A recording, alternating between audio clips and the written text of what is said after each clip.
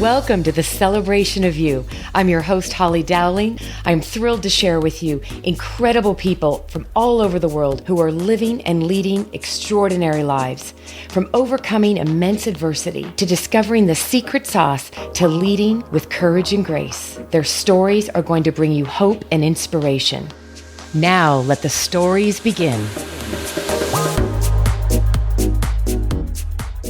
Welcome, everybody, to another incredible opportunity to celebrate and get to know this incredible woman who, once again, all my listeners around the world know that I'm really big on serendipity.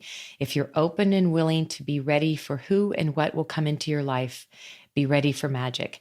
And just to reiterate, thank you, especially in this time right now that our country's in and our world is in. Right now, stories of hope and inspiration are bringing people much more than we ever imagined. So thank you for the listeners all over the world in over 100 countries that are listening to this show. So today's guest, I just want you all to know before I introduce her, and you can hear that I'm already smiling, I am so excited because I know very little about her story, and that is half the fun for me. I love to be in my own element of surprise as we celebrate and welcome the beautiful, amazing, and I'm going to already say extraordinary, Cara Brookins. Hi, thank you for being here. Oh, hi, Holly. Thank you. I'm thrilled. Oh, well, I'm just so excited because you just have like this remarkable story that I can't wait to dive right in. And we've already been chit-chatting, everybody. So just to let you all know, Cara, you're sitting in Arkansas, right, today? I am. By Little Rock, Arkansas, yes. Yes. And by the way, because this will be launching during this time, you are in one of the few states that's not been mandated a quarantine, right? I am. And what a strange feeling because we have self-quarantined. Of course, they recommend that you do, but we are not mandated. So there are a lot of people out and about still, unfortunately. Which is just scary because we're seeing left and right that things are being transmitted so quickly and so easily, right? That we don't even know who's carrying it. So yeah, it is not the right way to handle it, but the right thing to do is we're staying in anyhow. So I think I still know how to drive a car, but it's been like almost 4 weeks, so I'm not sure. I love that you said that. I probably need someone to let me know if I should occasionally start it just for the battery or something. I don't know. That's probably something I'm supposed to be doing. But yeah, it's very strange. I'm tucked in tight.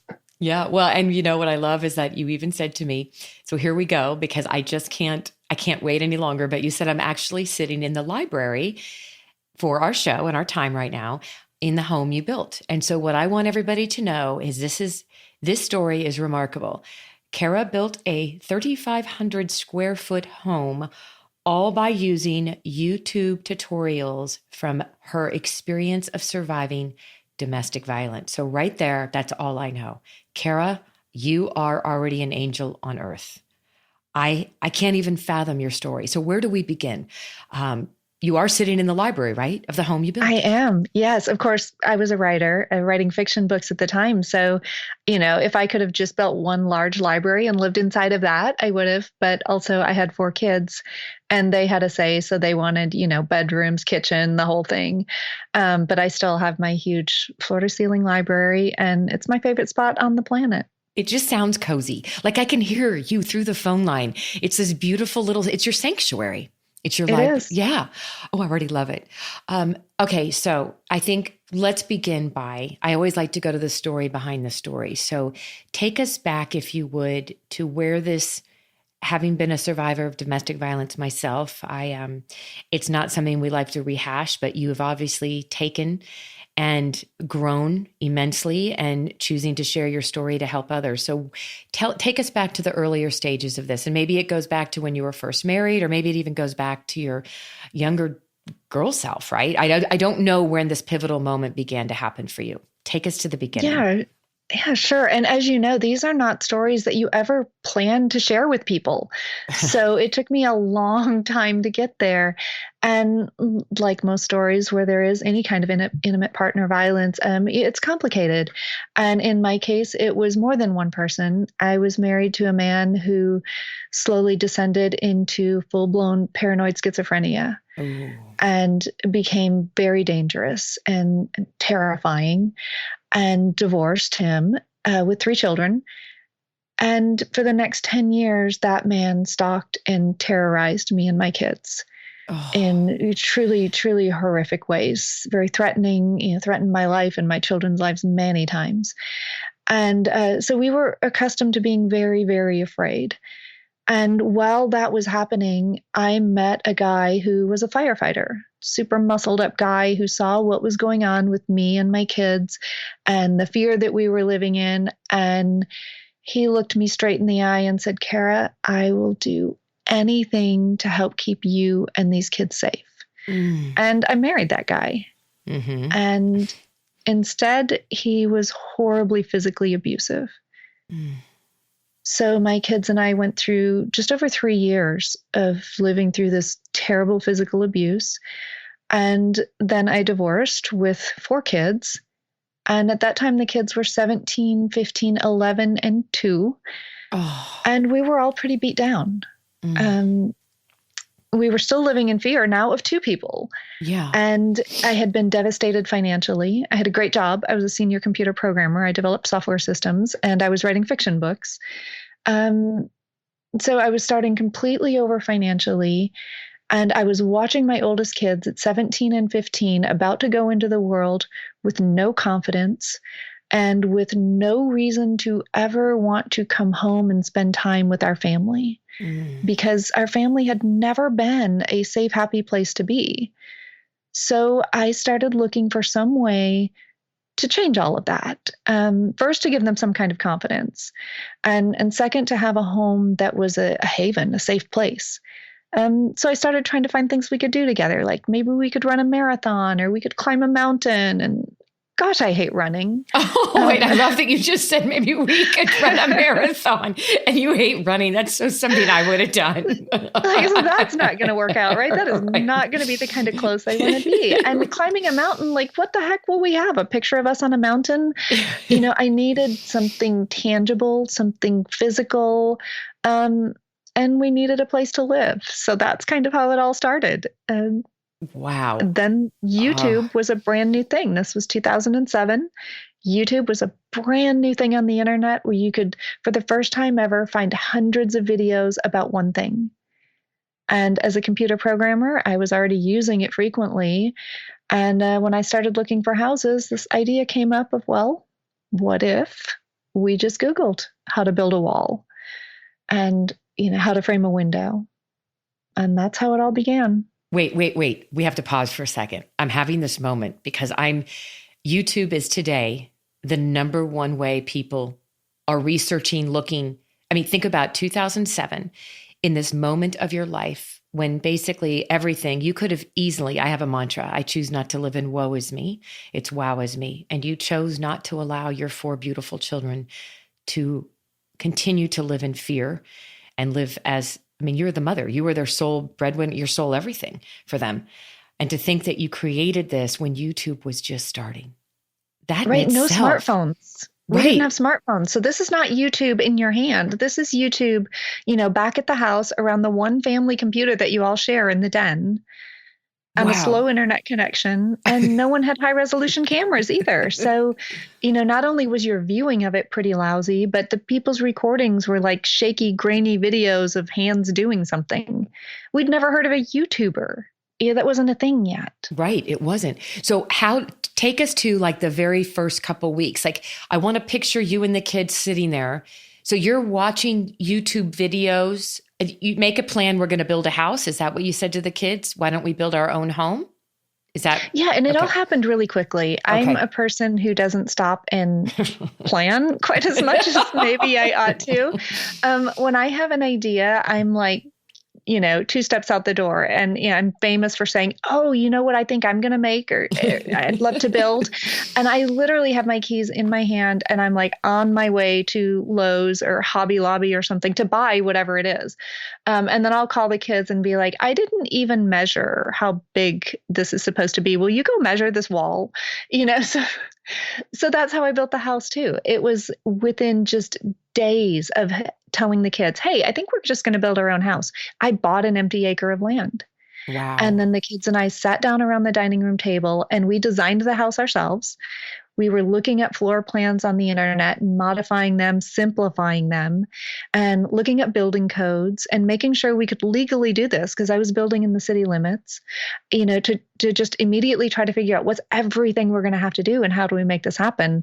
And then how do I talk a bank into giving me a loan to buy all the supplies? Yeah. How'd you do So that it one, happened girlfriend? very quickly. Oh my goodness. It was many banks. It didn't happen in one bank. And it was from each bank taking whatever they told me, like, here's why there's no way we're going to give you any money, and trying to fix that at the next bank. Obviously I was not a licensed contractor, but they would, we need you to fill out this application, or we're going to need your tax returns, or we're going to need this information. So the next bank I went to, I'd have all of that information. And then it was finally just walking in and confidently telling these people, and by confidently, I mean my knees were shaking, sweat dripping into my shoes, but saying, hey, here's what I'm doing. I'm building a house. I know exactly what I'm doing. Here are my plans. Here's all my research. I'm building a super energy efficient house. And I've already purchased the land and I need to break ground immediately. And I need you to give me this money by Wednesday. Oh my God, I love that you just did this. I am already loving this. Oh, you are amazing. And I need this. I'm not asking, I'm telling you, is what right, you said. I was telling, right. Yes. It was my last hope. And by the time I had gotten to this point, it was like the last bank I even knew of to go in. I'd never had an account there. I'd never stepped in this bank before, but I had gone to all the other banks. So this was my last shot. And there was no way on earth I was going to go home to my kids who were already planning this house. Like they knew the paint color and the curtains in their bedrooms. Wow. And there was no way I could go home and say, you know what? We can't do this after all because nobody else believes it. Like I was going to make it happen. So, and right away that guy's like, well, I need, the loan officer was like, well, I'm going to need this. So I, dropped the pile of paperwork on his desk and he's like, oh, but I'm going to need, I had like manuscripts from fiction books that I'm flopping onto his desk like they mattered at all. But just so it would be this impressive stack of paperwork that I was providing him with. And anytime he hesitated or it looked the least bit hopeful, I'd be like, well, but I am going to need this by Wednesday. And I was telling him this on Monday. I had all the money I asked for by Thursday. I had, in fact, almost 20% more than I asked for. Oh my goodness. I love this. This is abundance in the universe and how it works. Wow. Yeah, it was incredible. But then, of course, I was a high risk loan. Yeah. I can't imagine why this guy thought a 110-pound computer programmer trying to build herself a house with 4 kids was a high risk. But because of that, he only gave me a 9-month construction loan. And help me understand when you say only, what is a standard or typical, or what were you hoping for? Well, it takes a while to build a house, even if Yeah. you know what you're doing. And we had not one clue what we were doing. So you would hope for at least 12 months. More than that would be even better. But this meant, I was working full time. I still had a job going into an office writing computer code every day. My kids were still going to school. We were going to have a 2-year-old on the construction site with us every day. Wow. And, so I had to pass every city inspection, every bank inspection, and get a certificate of occupancy in 9 months on a 3,500 square foot house. And this is me doing the plumbing, me running the gas lines. So I had a huge, huge learning curve. Wow. So like when you had to have like the foundation poured, like you had to go find the people that you could afford. They gave you bids. Okay.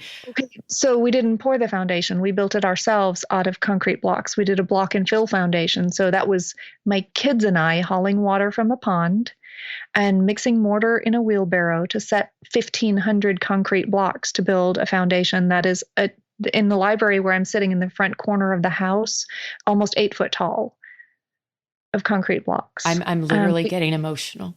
I can't even fathom this. No wonder they're making this motion picture movie. We haven't even gotten to that yet. No wonder this changed the world, and people from all over the world have been inspired by you. I'm literally emotional. This is amazing. There's a lot to be said for falling so low Mm. that no matter how anybody looks at you, when you walk into, a plumbing store and show them a picture of the part you think you need, but you have no idea what it might be called, no matter how they laugh at you, no matter what the inspector looks at you like, that you reach a point where, or I did, where I was so determined that if I just worked hard enough, Mm. if I just made a big enough step, I could make my life better. And from the first time we stepped out here on this construction site, and I started to worry, like, what if my kids stop showing up? Because remember, these are teenagers, Yeah. 7, 15, and 11. And I still couldn't make them pick up their socks back at the house if they didn't want to. So, I had this fear that they would stop showing up. But when I saw what this project was giving to them from the first day, because these are kids who their entire life had no control. Everything around them was happening, dangerous things, scary things every day, and there's nothing anybody could do to make it better. The Mm. police couldn't help. The people trying to keep this man with schizophrenia in an institution couldn't help. There's so many people, there's so many things that would just made us feel helpless. And this project was like a gift because it was Yes. the first time in their life that they could take a physical action that would instantly make their life better. Wow. And they could hit things really hard with a hammer. So let me tell you, there's a whole lot of healing in that. I was going to say that sounds like therapy in itself, right? You're It is. like, yes. Any kind of, working to physical exhaustion and feeling like that action is making your life better is so much better than the habit we've gotten into of sitting down and thinking about it or talking about it or reading about the state that we're in.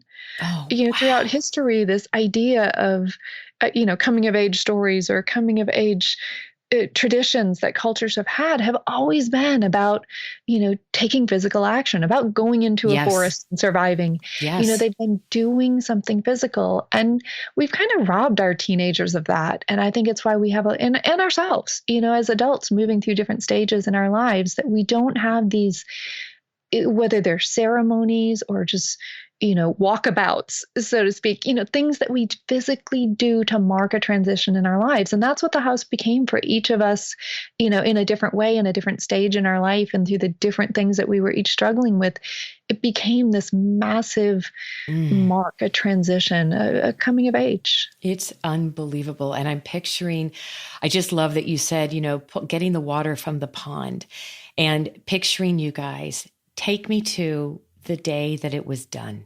What was this moment like? Or maybe it was like a week, right? It may not have been just one day and one moment, but when the five of you could stand there holding hands and realize that you did this, what was that like?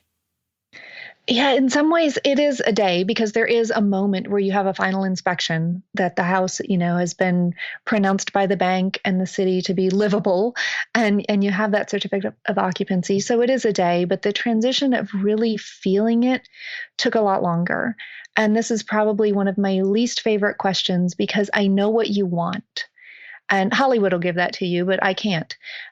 You want me to say it was the biggest celebration of our lives. Yeah. Yeah. And It was. well, this is reality, Mhm. not Hollywood. So reality is the day we moved into our house, we had half of our furniture over here and some of our clothes and pillows, and we're going to sleep in the house the very first time. And it's this incredible feeling to be wrapped in this thing that you built, right? It's bigger than you. Like you created something this much bigger than you. It was the first time when we felt safe and at home in more than a decade.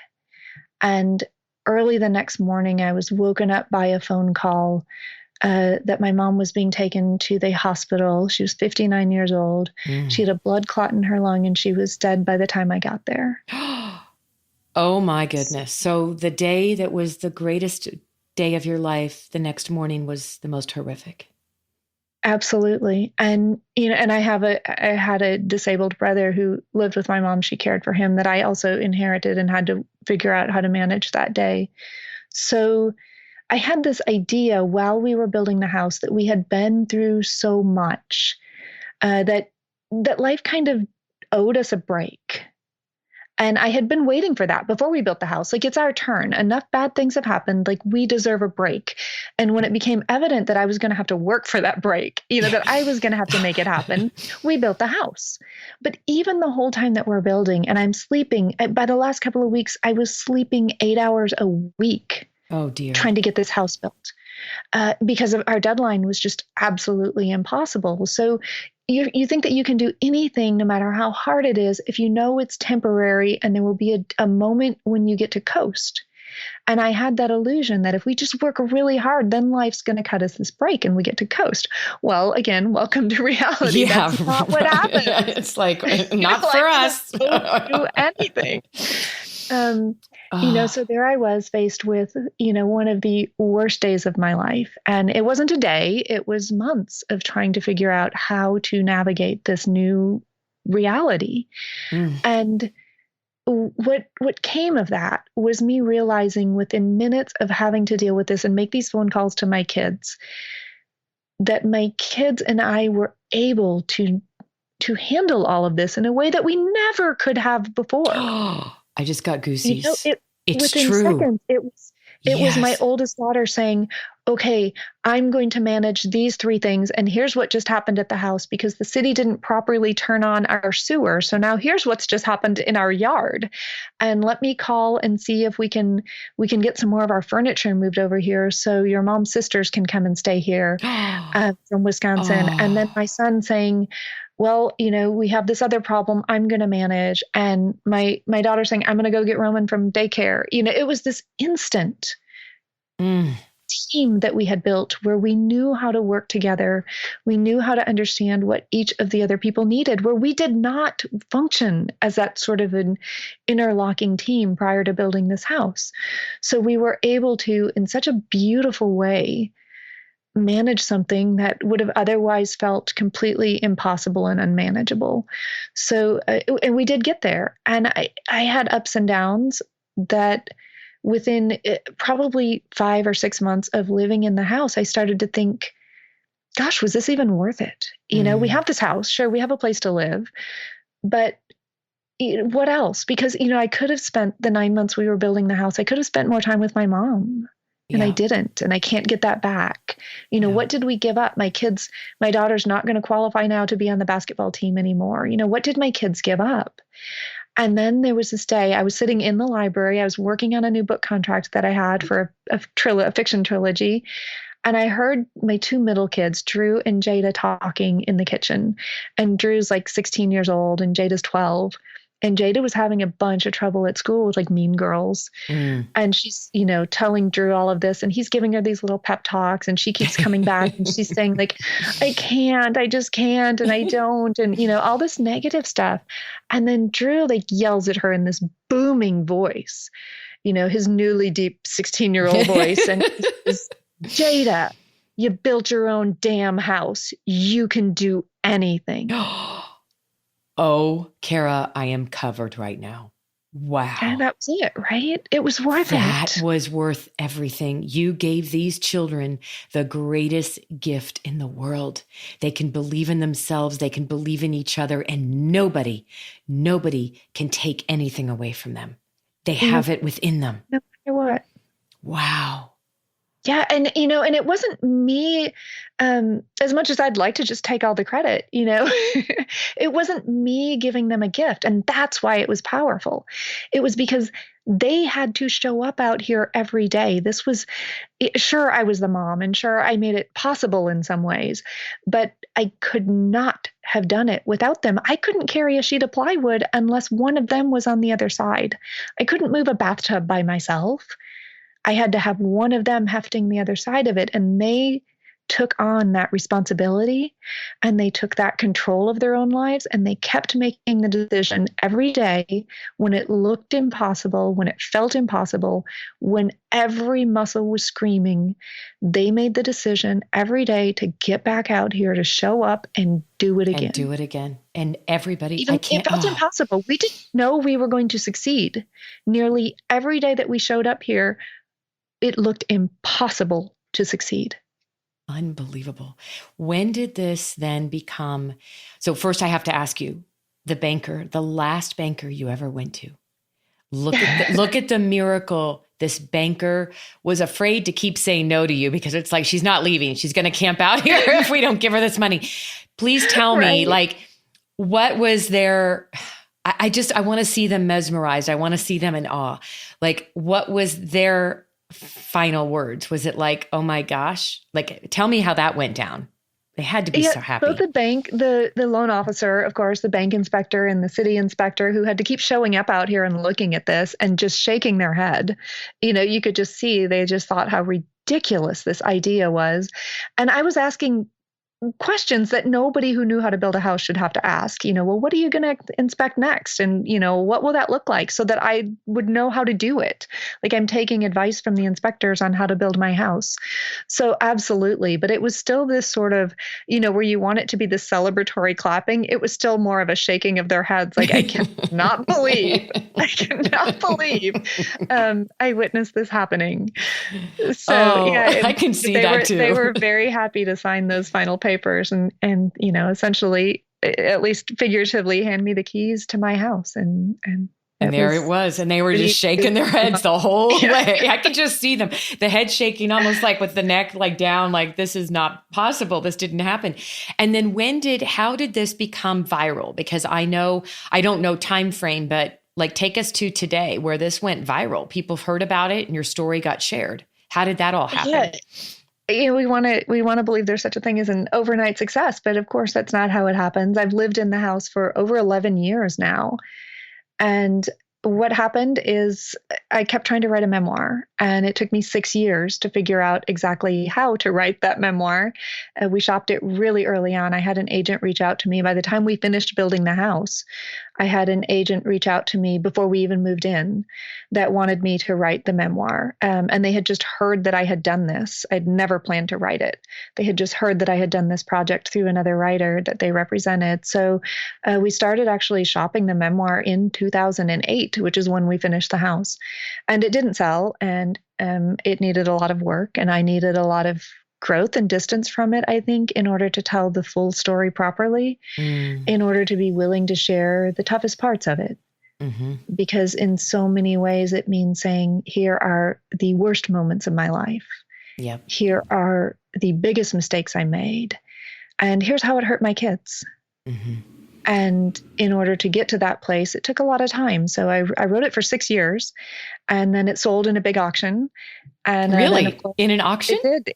Yeah, it sold in a big auction. All the big New York houses wanted to publish it. So that was really exciting. But then even after that, it takes another 2 years before it's released. Wow. So, and then the way that it became viral was very strange. We had a big publicity team at the publishers and all of that, but they really hadn't generated. We had a couple of, magazine articles and small interviews. I mean, good magazine, like Country Living, some nice magazines, but, nothing big. And so in an act of desperation, about a week before the book came out, I sent an email to a local TV station in Little Rock. And it was just, local mom builds house with YouTube. And they called me the next day and said, we're on our way to your house. And I said, well, I'm at the office. So if you can give me a minute, I'll hide the laundry and welcome you in and, get home. And they did a short story about us, filmed here at the house. And this is kind of embarrassing. My kids and I don't really have TV. We have Netflix and streaming stuff, but we don't even have an antenna. We don't watch television much. So we didn't even watch it. You didn't even watch your story. That's awesome. This is even better. And then I go to work the next day thinking, well, we got one local thing, but hopefully something else will come through. And what we didn't know was after they aired that, they dropped it in a little repository that the AP can anybody, it's a little AP repository, Associated Press. So anybody across the nation could pull that story and run it if they wanted to. And everybody did. And of course, we still have no idea any of that's happening. And the next morning, I just go into work per usual. But by the time I'm sitting at my desk, I get a call from a local radio station. You're live on the air. And they got my phone number from my daughter's ex-boyfriend's roommate. And while I'm doing the show live on the radio, but still, it's just, we saw you on the local news last night kind of show, and it's a local radio station. But while I'm on the phone, I'm doing this interview, my phone starts ringing at my desk and it says CNN. Literally, CNN's calling you on your phone. Is calling me on my desk phone, and I'm still live on the air. So I while I'm trying to do this interview, I pull up my personal email account that's linked to my website, and it's People Magazine, Cosmopolitan, ABC, CBS, NBC. I have hundreds of people emailing me. Wow. So I wrap up that interview and I head to the house and I do interviews all over the world for the next few months. Round the clock, I am doing interviews because I'm doing Good Morning Italy, Good Morning Poland, Good Morning Turkey. Oh my gosh, Cara. YouTube and Google come to the house. We've done shows with Japan coming to the house, Japanese shows. And so we had within the first year, 2 billion hits around the world, just in digital media. That doesn't count, television and radio and all of those interviews. Just in digital media, 2 billion. Unbelievable. I know. I can't even all you did was find a way to do something with your children to bring you together, to overcome fear and create. I love that you started off with, we could go run a marathon together, but I hate running. So what do we do? We're going to go hike a mountain. No, what are we going to do at the top? Nothing. Walk back down. So let's build a house. I mean, just to think about how that manifested. And, you never imagined, because you didn't do it for anybody else's sake. You did it for you and your children. But do you realize, and I'm sitting here, this is all divine right now. You needed to do this for much bigger reasons than you ever imagined. You were being used around the world to help inspire. Do you know how many probably women or men were sitting in the same type of situation? And they may not be able to go build a house, but you gave them hope that you can get out of a really ugly, horrific situation and you can overcome, right? It's a way of taking control of your life. Yes. And it looks different for everybody. Yes. And, I think that we don't even have to have gone through something terrible or traumatic in order to need to do something that is bigger and better than where we're at today. Totally. And in some strange way, people feel like I gave them permission to do that. You did. When they certainly didn't need my permission at all. But, I think that some sort of proof of concept that an absolutely ordinary person can take on a big challenge and win. That's the proof that we need. That's all that is the proof that we need. And I can honestly tell you there is nobody less likely than me to try to do something like this. Like I said, I was a 110-pound computer programmer. I love that. That's just even better. I love that visual. You cannot get more pale behind a keyboard, no muscle, no calluses on the fingers than I was. Oh, that's what even makes it better. And then a 2-year-old, right? And even as wimpy as I was, my 15-year-old was more of a computer geek yet. The typical gamer, sit in his room playing, with his friends kind of a kid. And when we started, I was stronger than him. And of course, at 15, you wouldn't believe how fast that boy bulked up. And the way that changed all of us. Let me tell you, we were ripped. If I could only have all of those muscles, if they could have just stuck with me, from just a physical standpoint, the transformation, but the change in the way that we approach everything in life, the fearless, okay, I'll try that. What's the worst thing that could happen? I could fail. So what? Yeah. So what? They don't live with that fear of failing. And you know what? Think about right now, in this moment of what our world and our country's going through. We're living through history with this pandemic. Your children aren't living in fear like many others, because this too shall pass. We can overcome. Right? And so many things in life, the things that we're so afraid of doing, the consequences of failing at them, if we really think through that, and that was a thing that my kids and I used on this site all the time, because we were scared to do every project that we did because we didn't know how to do it.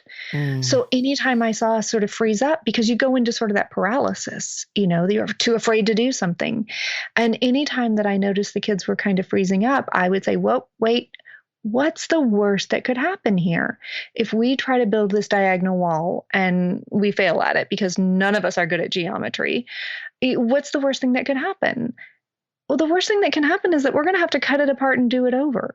Yeah, Can that's you live worst with case. that? Yeah. Yeah. Can you live with that? And if you can, then you have nothing to fear. Mm. And that immediately translated to just a couple of years later, my oldest son, Drew, he got the opportunity to go to college up in Fairbanks, Alaska.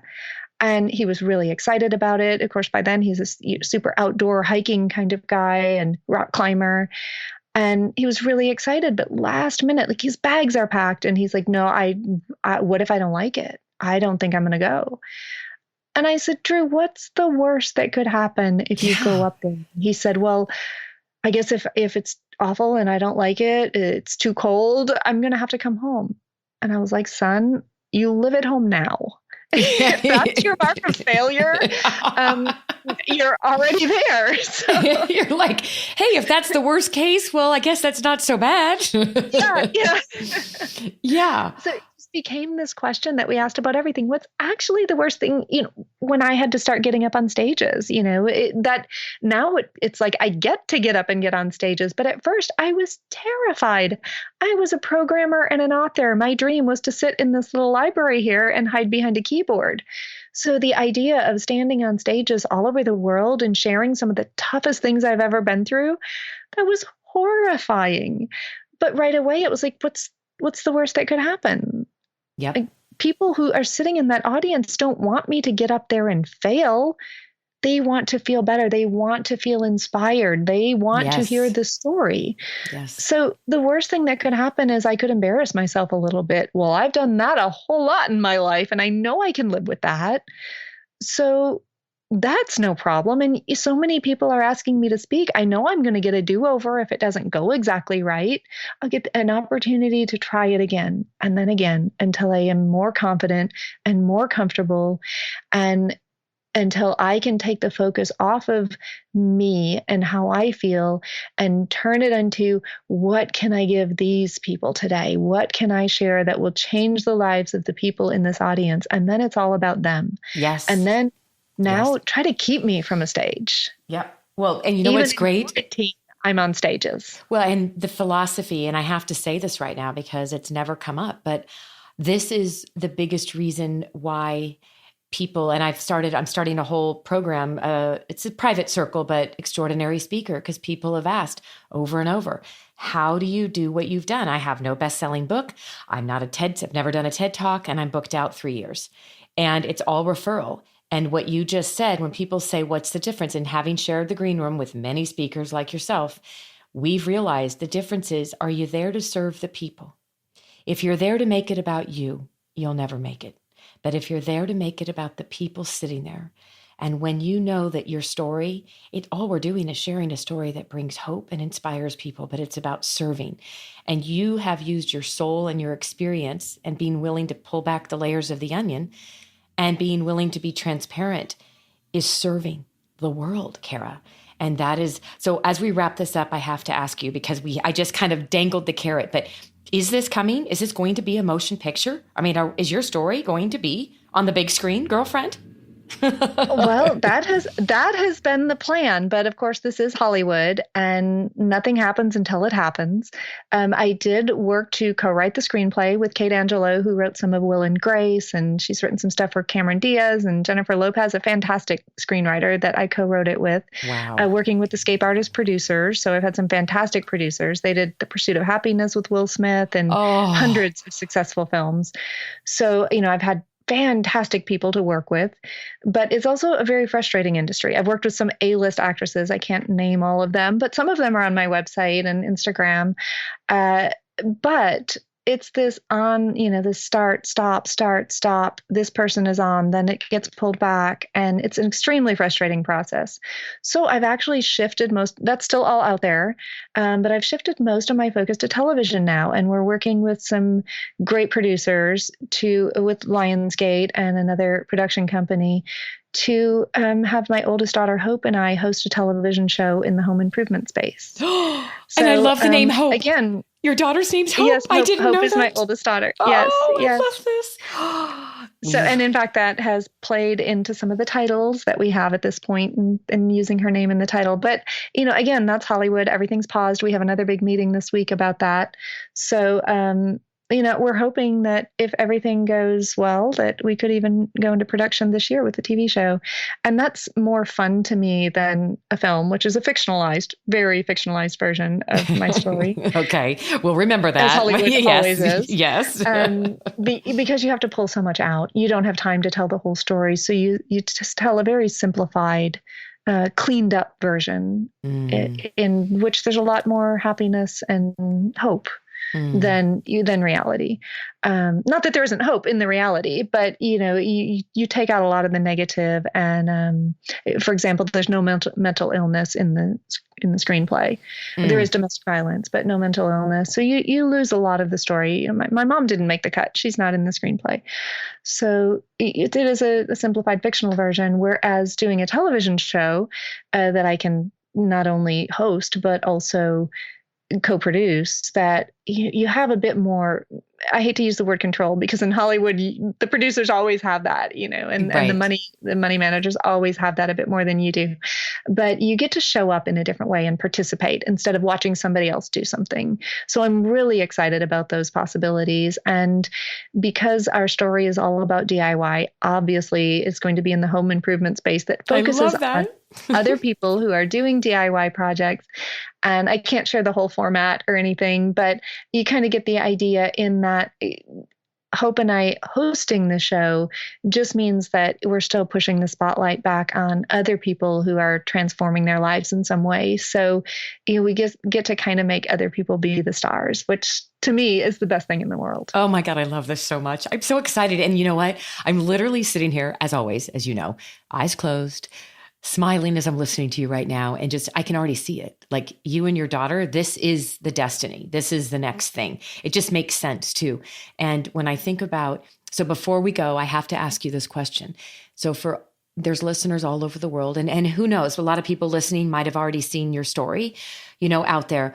What I'd love to know, Cara, is for that person that's sitting there, and maybe it's the woman like you and I've been, with children and domestic violence, surviving and wondering if they can get out.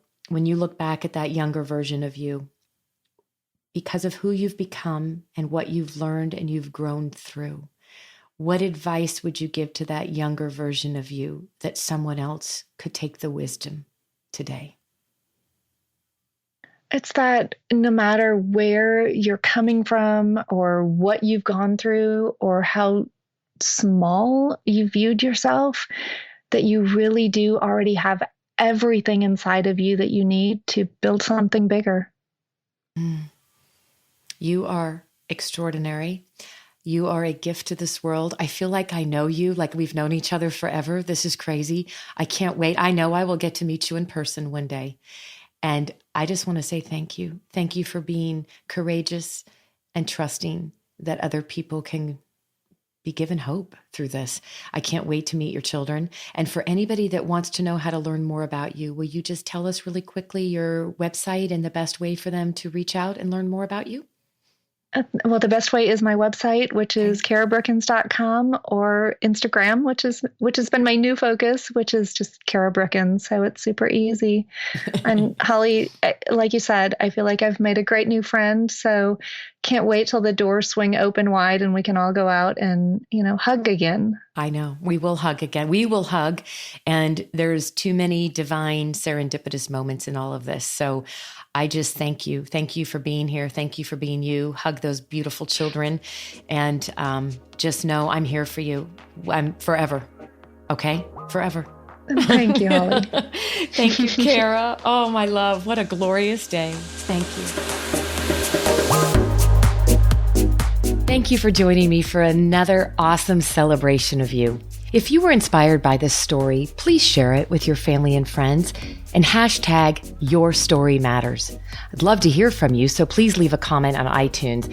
And absolutely, please come to my website, hollydowling.com. Leave a comment there too, and while you're there, pick up your free gift.